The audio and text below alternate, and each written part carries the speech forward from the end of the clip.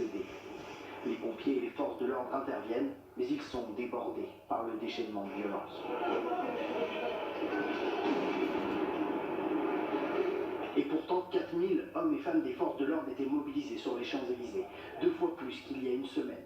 L'avenue était quadrillée avec des points de passage obligés et fouilles systématiques. Mais parmi les 5500 manifestants recensés dans la matinée, les esprits s'échauffent rapidement.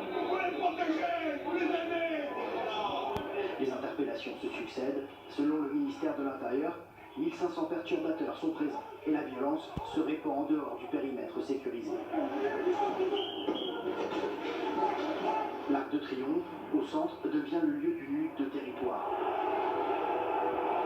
Tantôt noyé dans la fumée blanche des lacrymogènes, tantôt tagué, tantôt lieu d'affrontement avec les forces de l'ordre. Tantôt pris d'assaut par quelques manifestants parvenus au sommet. À mesure que l'après-midi avance, les tensions progressent.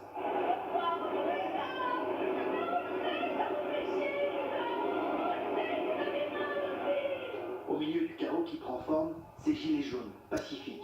Choqués, ils blâment le gouvernement. Ils sont sourds. Nous, on ne veut pas de ça. Je pense que le peuple de France, il veut pas ça. On est des gens pacifistes. On veut vivre de notre travail serein. L'image qui est colportée de la France, moi je travaille dans une compagnie aérienne, j'ai honte. Parce que les gens, c'est ça qu'ils voient. Le système veut vraiment démontrer que ce mouvement est dirigé par des extrémistes, ce qui est complètement faux. Moi, c'est la première fois que je viens.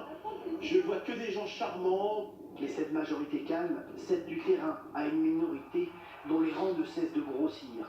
Les voitures sont brûlées, certains posent fièrement à côté, d'autres gilets jaunes aident les pompiers à intervenir. Des barricades sont dressées, les forces de l'ordre font appel à des engins pour déblayer les lieux. En face, l'envie de se confronter ne faiblit pas. Sur la place de l'Étoile, des pavés sont arrachés, tandis qu'un hélicoptère survole la zone. Des pavés utilisés comme projectiles. C'est vrai que moi ça me désole de voir ça, mais on arrive à un point où on est obligé d'arriver à ce point-là. C'est la révolution. La nuit tombée, la tension monte d'un cran. Les forces de l'ordre, prises pour cible, tentent de faire face. Il y a des blessés.